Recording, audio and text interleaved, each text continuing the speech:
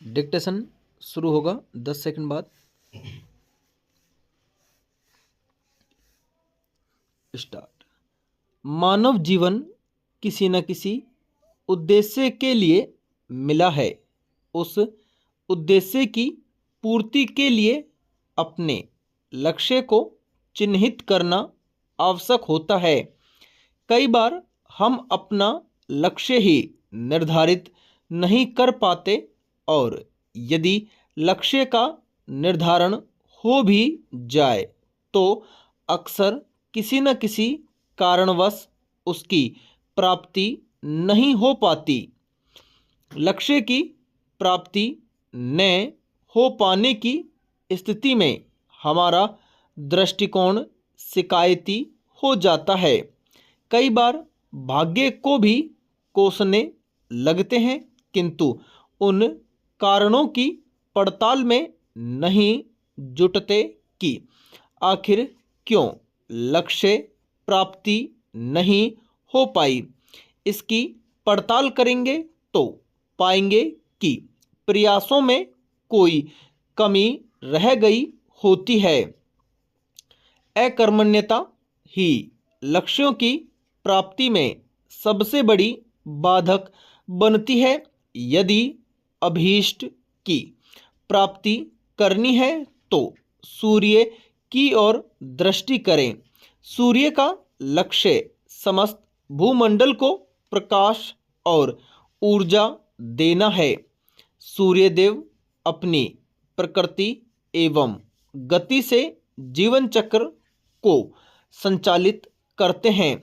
मनुष्य को अपने लक्ष्य की प्राप्ति के लिए निरंतर प्रयासरत रहना चाहिए, फिर चाहे लक्ष्य सांसारिक हो अथवा आध्यात्मिक।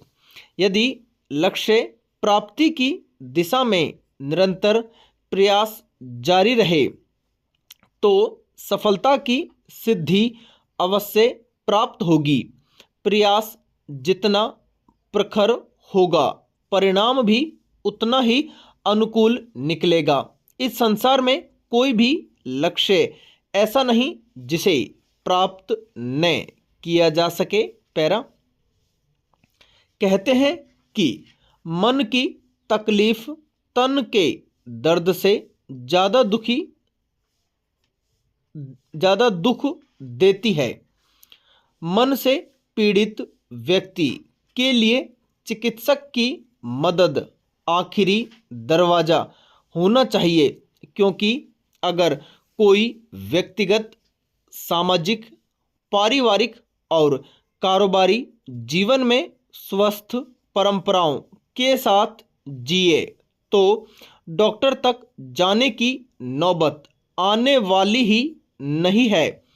पहले गहन विचार और मंथन करना चाहिए कि डॉक्टर या परामर्शदाता के पास जाने की जरूरत ही क्यों पड़े। उससे पहले ही मुकम्मल उपचार क्यों न कर लिया जाए। मन की बेचैनी की आहट की नब्ज को टटोल कर सुधर जाना ही सबसे कारगर उपाय है। घर बैठे मानसिक दुख से बचाव के लिए आसपास समूचा और समृद्ध ताना बाना है। छोटी बड़ी वस्तु जब तक पास होती है तब तक उसकी कद्र नहीं होती। जब दूर चली जाती है तो उनके अमूल्य होने का एहसास तड़पाने लगता है। ऐसे दबाव आगे चलकर मन की घोर परेशानी का सबब बन जाते हैं। हर आने वाला कुछ न कुछ देने के लिए आता है, न कि लेने के लिए। अगर हर कोई इस भाव से अपने घर या दफ्तर में आने वाले का स्वागत करेगा तो जीवन से सबसे घातक अहंकार का सफाया हो जाएगा। मानवता के लिए सबसे बड़ी हानि है किसी भावुक व्यक्ति का भावहीन हो जाना। पैरा ज़्यादातर विद्यार्थी समझते हैं कि हम परीक्षा देने जा रहे हैं या परीक्षा देकर आए हैं, जबकि वास्तविकता है कि विद्यार्थी परीक्षा देते नहीं हैं बल्कि लेते हैं। उन्हें परीक्षा से ताउम्र के लिए अपार प्राप्ति होती है, न कि वे शिक्षकों को कुछ देकर आते हैं। एक शिक्षा शास्त्री का कहना था कि मेरे दफ्तर में जो भी आता है कुछ लेने और मांगने ही आता है। पैरा, एक शिकारी जंगल में कई दिनों तक भटकता रहा। खाने को कुछ नहीं मिल रहा था। भटकते हुए उसे एक सेब का पेड़ दिखा। वह फौरन पेड़ पर चढ़ गया और करीब 20 सेब तोड़ लिए। सुकरात के बारे में कहा जाता है कि वे अक्सर बाजार जाते और ढेर सारी चीज़ें देखते, लेकिन कभी खरीदते नहीं थे। फिर सोचते कि कितनी सारी चीज़ें हैं जिनके बिना मैं खुश हूँ, इसलिए कम में संतुष्ट रहना ही सबसे बड़ी दौलत है। एक संतुष्ट दिमाग की कोई मांग ही नहीं होगी तो मन सदैव सुखी ही होगा। समय आता है, जाता है, दिन, सप्ताह, मास और वर्ष भी आते हैं और चले जाते हैं। आवागमन का यह क्रम युग युगांतर से चला आ रहा है। क्षण क्षण परिवर्तनशील प्रकृति का दृश्य नवीनता का प्रमाण है। यह काल की गति का परिणाम भी है। हर पल को स्वीकार करना चाहिए, परिवर्तन का स्वागत करना चाहिए, भूतकाल से अनुभव लेना चाहिए और भविष्यकाल पर आशा रखनी चाहिए, लेकिन वर्तमान पर विश्वास रखना चाहिए। यही उचित प्रयोग है। भारत सहित अन्य देशों में संवत्सर आरंभ हो रहा है। यही नवरात्र का अवसर भी होता है। यह सुख, शांति और प्रगति का क्षण होता है। यह पल पल प्रकृति का स्वागत काल है। विशेष अल्प युग है। जीवन में नवयुग तभी आरंभ हो जाता है जब नव विचार उत्पन्न हो।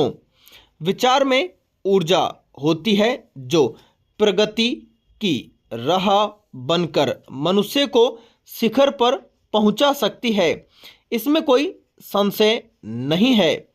कायाकल्प की तरह है विचार कल्प। विचार की जड़ता शुभ नहीं होती, उसमें सदैव नवीनता का अनुपान होना चाहिए। विचारों के प्रवाह में दिशा परिवर्तन की बात शामिल है, न कि विचार के परिवर्तन की।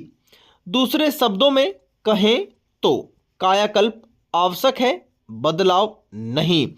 इस प्रकार कहीं मूल का परिवर्तन और कहीं रूप का परिवर्तन अनिवार्य होता है। वास्तव में नववर्ष एक तरह से लघु नवयुग है। हमें जीवन में इन लघु युगों का सत्कार निरंतर करना चाहिए, चाहे वे न्यून कालखंड ही क्यों न हों। मानव जीवन समय की मर्यादा से चरणबद्ध है। समय का महत्व मानव में ईश्वर के स्थान जैसा है, यद्यपि इसे कोई कोई मानव ही समझ पाता है। इसके महत्व को समझ इसका सदुपयोग करता है, उसका जीवन संवर जाता है। वहीं जो समय की क्षति करता है उसके जीवन में हानि प्रकल्पित है। समय के रूप में हमें नवयुग की वास्तविक अवधारणा को आत्मसात करना होगा, तभी हमारा कल्याण हो सकेगा।